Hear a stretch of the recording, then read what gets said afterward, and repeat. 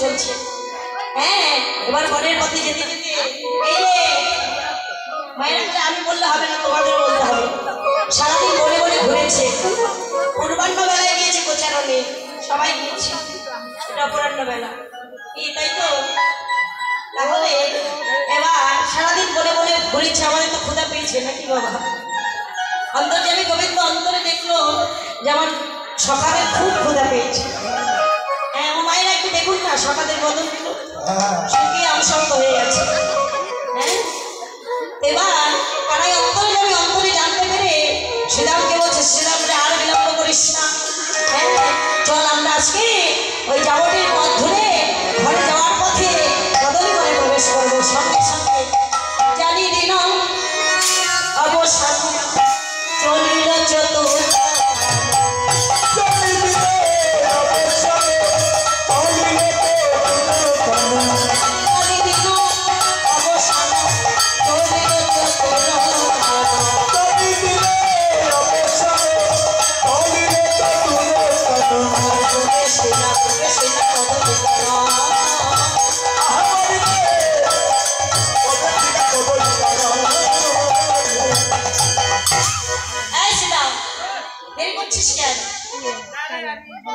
আজ 10:15 বাজে, তাড়াতাড়ি কর, কদলী বনে যা, ভালো ভালো পাকা কদলী তুলে তাড়াতাড়ি নিয়ে আয়। আমার জন্য মালভোগ কলা নিয়ে আসবে।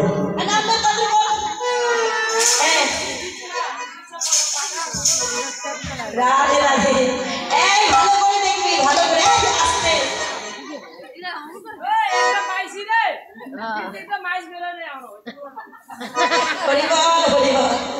হ্যাঁ সিদ্ধার্থ, তাড়াতাড়ি কর।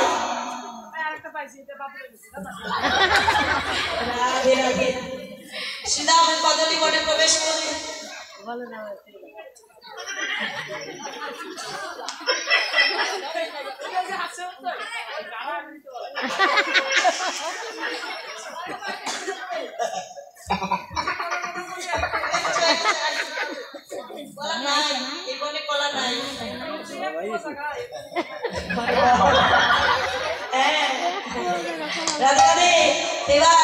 শ্রীরাম বনের ভিতরে গিয়ে কলা তুলে এনে কি করলো, সঙ্গে সঙ্গে মিনির আশা 12 সাথে কদলী দেওয়াল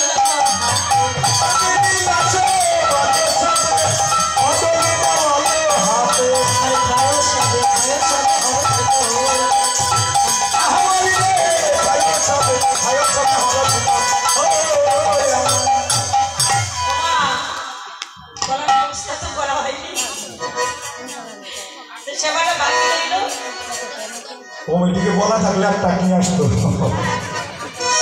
রাধে রাধে, এবার কদলীর সেবা করে,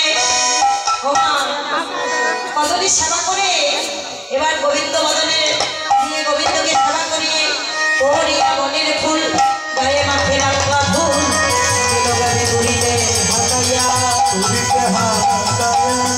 নাচিয়া নাচিয়া যায় শিশুগণ পাছে ধার ভুলায় গগন। এবার সবাই নিচে নিচে চলছে বনের, রাধে রাধে, সবাই নিচে নিচে চলছে গোপাল নিয়ে বনের পথে, তারা নাচতে নাচতে যাচ্ছে।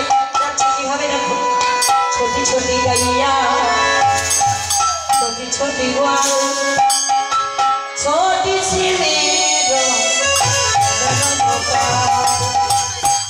ছোটি ছোটি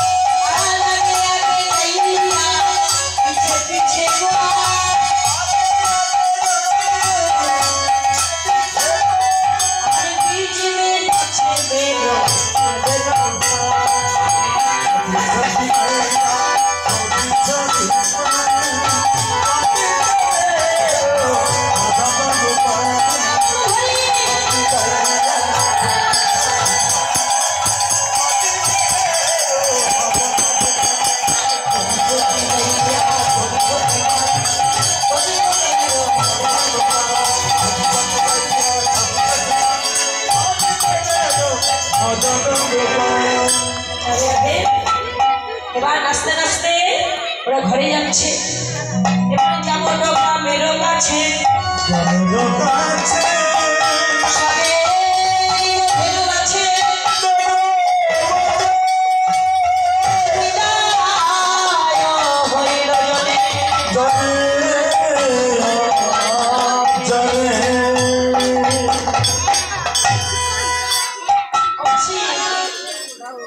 ও মাসিমা আরতি করবো গরম ডালা, গরম ডালা নিয়ে আসবে। হ্যাঁ রাধে রাধে। এদিকে যাবর গ্রামে যার যদি ধেনুর পাল বেছে দিয়ে এবার ওই পথ ধরে ঘরে যাচ্ছে। এবার অট্টালিকের উপরে রাধারানী দাঁড়িয়ে আছে। বৈষ্ণব মহাজন শেখর দাস বললেন, রাধে গো, তুমি যদি গোবিন্দ পেতে চাও অট্টালিকায় গোবিন্দ মিলে না, তুমি যদি পেতে চাও গো রাধে বলি নেমে এসে দাঁড়াও পথে, দাঁড়াও পথে, গোবিন্দ ভক্তি আশা থাকে, নেমে এসে দাঁড়াও পথে,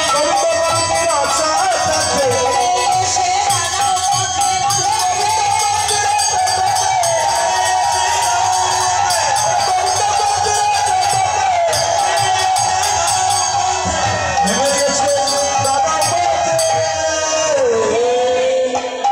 তুমি যদি তোমার গোবিন্দ বদন দেখতে চাও তাহলে পথে দাঁড়াও। অট্টালিকায় গোবিন্দ মিলে না। হ্যাঁ, যেখানে মান থাকে, অভিমান থাকে, অহংকার থাকে, সেখানে গোবিন্দ থাকে না। তাই তুমি পথে দাঁড়াও। সঙ্গে সঙ্গে রাধারানী বিলম্ব না করে ঘোমটা খাড়া দিয়ে, কিন্তু কথা হবে কি করে দাদা বলরাম সঙ্গে?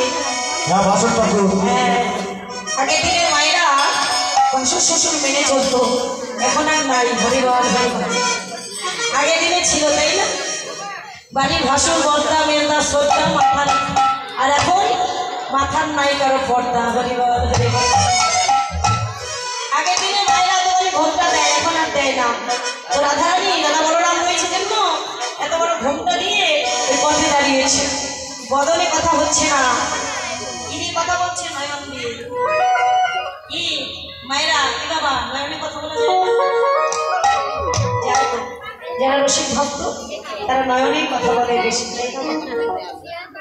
এবার রাধারানী নয়ন দিয়ে বলছে, ওগো মধু বলি ওই না বেশি আইসা তুমি দাঁড়ায়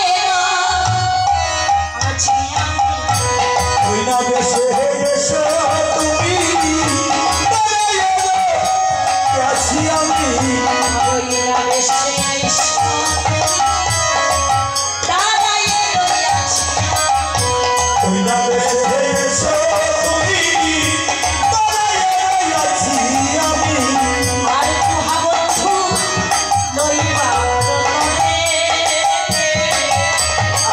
আর তোমা বোধ লইবার তরে।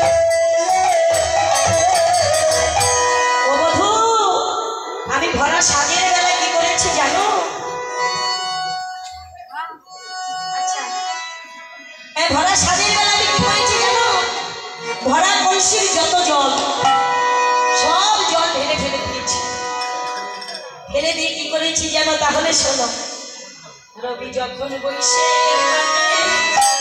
ময়ও জানি তুমি যখন বসে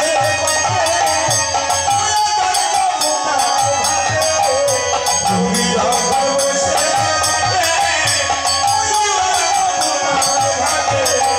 আর তোহারা কি চাহি ছাগল কানে, আর তো হামাদি নাহি জানো পারে। সাজের বেলা জল ফেলে জল আনতে জানে। কি বাবা, রাধারানী জল ফেলার কথা বলতে কোন জল মা?